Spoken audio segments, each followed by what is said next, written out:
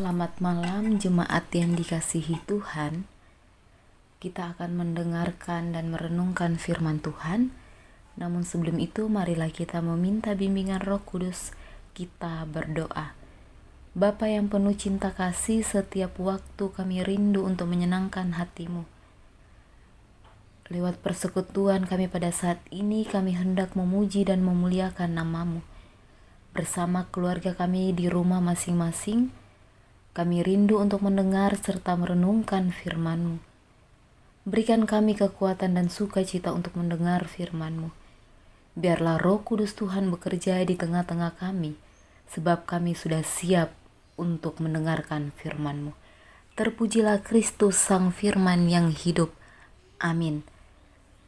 Jemaat Tuhan, pembacaan kita pada malam hari ini dari kitab Yesaya pasal 40 ayat 9-11 yang menyatakan demikian. Hai Sion, pembawa kabar baik, naiklah ke atas gunung yang tinggi. Hai Yerusalem, pembawa kabar baik, nyaringkanlah suaramu kuat-kuat, nyaringkanlah suaramu, jangan takut. Katakanlah kepada kota-kota Yehuda, lihat, itu Allahmu, lihat, itu Tuhan Allah. Ia datang dengan kekuatan dan dengan tangannya ia berkuasa. Lihat, mereka yang menjadi upah jeripayahnya ada bersama-sama dia, dan mereka yang diperolehnya berjalan di hadapannya. Seperti seorang gembala, ia mengembalakan kawanan ternaknya dan menghimpunkannya dengan tangannya. Anak-anak domba di pangkunya, induk-induk domba dituntunnya dengan hati-hati. Demikianlah firman Tuhan. Jemaat yang dikasihi Tuhan, jika kita berbicara tentang gembala, secara otomatis kita akan langsung berpikir atau teringat tentang domba. Di dalam Kamus Besar Bahasa Indonesia, gembala berarti seorang yang memimpin suatu kawanan domba. Kata gembala sangat erat kaitannya dengan domba, sehingga gembala tidak dapat dipisahkan dari domba. Di mana ada domba, di situ ada gembala. Dan sebaliknya, di mana ada gembala, di situ ada domba. Tugas utama seorang gembala yaitu memelihara, menjaga, melindungi, dan memberi makanan dan minuman untuk domba-dombanya. Sedangkan jika kita melihat kata gembala dari sudut pandang Alkitab, maka kita akan berpikir tentang Allah yang menjadi gembala bagi umatnya. Di dalam Alkitab misalnya Mazmur pasal 23 ayat 1-6 dan Injil Yohanes pasal 10 ayat 11 mengungkapkan bahwa Allah adalah gembala dan kita umat manusia adalah kawanan dombanya. Jemaat yang dikasihi Tuhan, kitab Yesaya pasal 40 menunjukkan situasi dan suasana kehidupan pada awal abad ke-6 sebelum zaman bersama. Saat itu adalah masa pembuangan di Babel, dan tampaknya kekuatan Babel lambat laun menjadi berkurang. Hal itu diikuti oleh munculnya kerajaan Persia. Kores yang muncul sebagai kekuatan baru memenangkan peperangan melawan Raja Astiages dan Koresus sampai akhirnya mengalahkan Babel pada tahun 539 sebelum zaman bersama. Jika kita melihat dalam ayat yang sebelumnya, yakni ayat 1-8, berisikan tentang kerentanan dan kerapuhan saat mengalami hukuman pembuangan di Babel.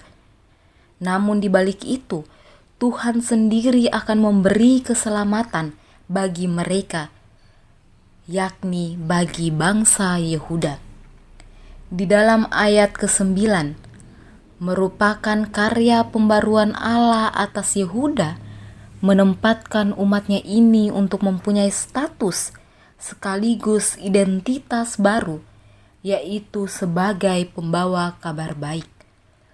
Pembawa kabar baik adalah tugas menyampaikan berita sukacita tentang keselamatan yang Allah kerjakan kepada umat.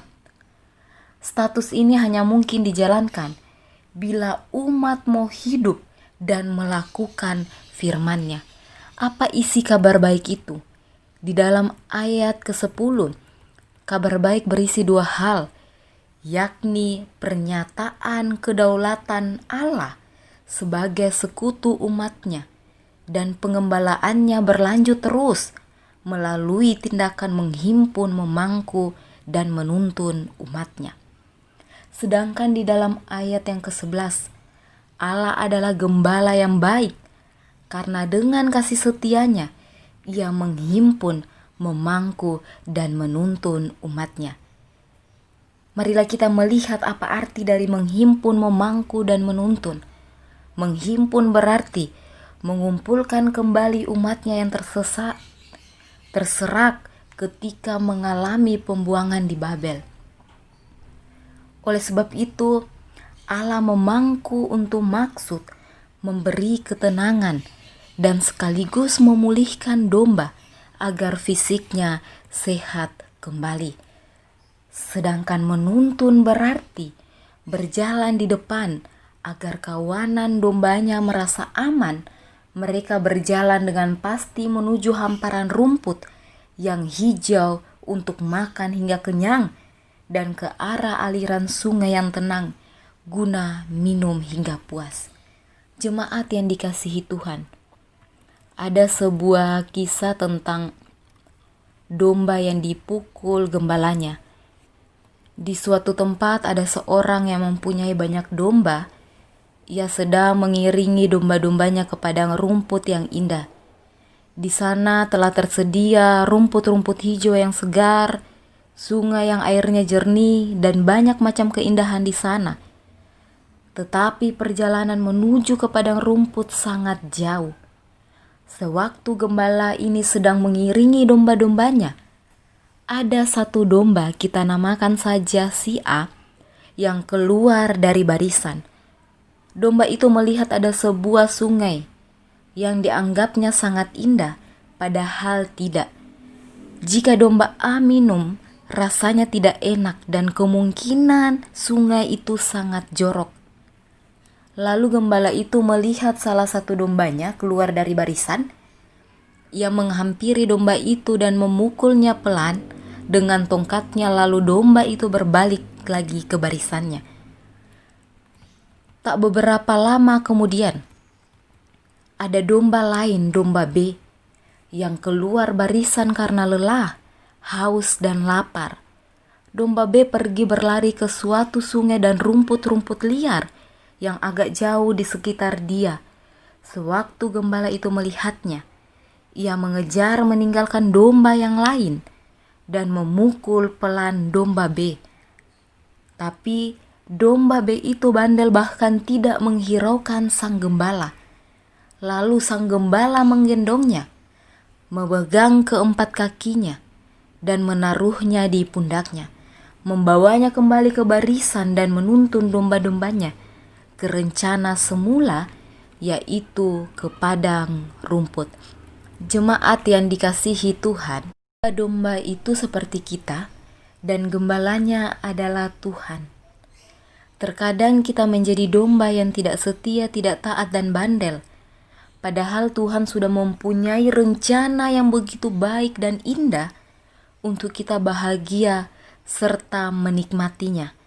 Seperti padang rumput yang indah dengan air sungai jernih dan segar.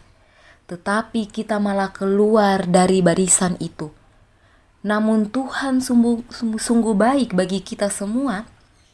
Dia akan mengejar kita, bahkan dia meninggalkan domba yang lain, lalu memukul kita sebagai suatu teguran bahwa kita harus berbalik kepada Tuhan dan rencananya.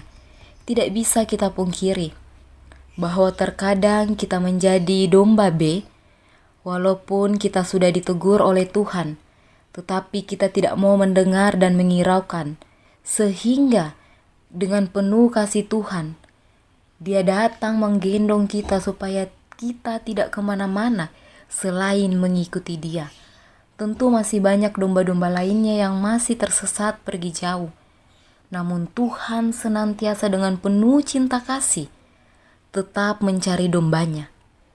Gembala kita, Tuhan Yesus, mempunyai rencana yang indah. Walau jalan kehidupan kita penuh kerikil, semak duri, ilalang, tapi percayalah bahwa Dia akan melewati itu semua bersama-sama dengan kita. Ia rela terluka supaya kita tidak terluka, bahkan sampai berdarah. Ia yang akan menanggung letih kita, karena Ia yang menggendong kita. Walaupun terkadang kita bandel, tidak setia, dan tidak taat, tapi Tuhan tidak akan pernah membiarkan domba-dombanya jauh daripadanya. Oleh sebab itu, jemaat Tuhan, marilah kita menjadikan diri kita sebagai domba yang baik, dengan menjalankan misi Yesus Kristus di tengah-tengah kehidupan kita, keluarga dan pelayanan kita, yakni pembawa kabar baik tentang keselamatan Allah kepada orang percaya dan seluruh ciptaannya, sehingga Sang Gembala kita Tuhan Yesus Kristus senantiasa menjaga, melindungi, dan memelihara kehidupan kita. Tuhan Yesus memberkati kita sekalian. Amin. Jemaat Tuhan, mari kita berdoa. Terima kasih Tuhan atas firman yang telah kami baca dan renungkan bersama. Kiranya firman Tuhan ini dapat menjadi terang dalam setiap langkah kehidupan kami. Kami menyadari akan setiap kelemahan kami ya Bapa. Oleh sebab itu kiranya Engkau selalu menyertai dimanapun kami berada. Kami berdoa untuk bangsa dan negara kami. Berkati pemerintah dan pemimpin kami, dari pusat hingga pelosok daerah, serta seluruh aparat pemerintah, TNI dan Polri. Anugerahkanlah hikmat dan kebijaksanaan dari Tuhan, agar mereka dapat membangun negara kami, serta bimbinglah mereka di dalam menerapkan aturan-aturan yang baik, demi kemakmuran dan kesejahteraan rakyatnya. Kami berdoa untuk jemaat Tuhan, berkati keluarga, pekerjaan, pendidikan yang sedang ditempuh. Bagi jemaat Tuhan yang membutuhkan pekerjaan, pasangan hidup, kehadiran anak, kiranya Engkau saja Tuhan yang akan sertai dan berikan, sebab Engkau tahu apa yang sedang kami butuhkan. Kami berdoa bagi jemaat-Mu yang sedang mengalami sakit, baik dirawat di rumah sakit maupun di rumah, dan yang sedang mengalami proses pemulihan. Kiranya Engkau sertai mereka dimanapun mereka berada, dan berikanlah kesembuhan, sehingga mereka dapat melihat anugerah Allah di dalam kehidupan mereka. Kami berdoa untuk jemaat Tuhan yang sedang berulang tahun kelahiran dan ulang tahun perkawinan. Tuhan kiranya menyertai mereka di usia yang baru, dan jadikanlah mereka pribadi yang kuat, yang takut akan Engkau, serta terus mau memuji dan memuliakan nama-Mu. Kami berdoa bagi jemaat-Mu yang berduka cita. Kiranya Roh Kudus Tuhan senantiasa menghibur dan menguatkan mereka. Kami berdoa untuk gereja-Mu, GPIB Jemaat Eklesia Bali, dan para pelayan Tuhan. Bapa, berkatilah para pelayan-Mu, sehingga mereka dapat melayani dengan kesungguhan hati, bukan karena paksaan. Biarlah apa yang mereka kerjakan dapat menyenangkan hati Tuhan dan dapat menjadi persembahan yang harum bagi hormat dan kemuliaan nama-Mu. Inilah ungkapan syukur kami ya Allah, yang kami alaskan hanya di dalam anak-Mu Yesus Kristus adalah Tuhan dan Juru Selamat kami. Kami telah berdoa kepada Bapa di sorga. Amin.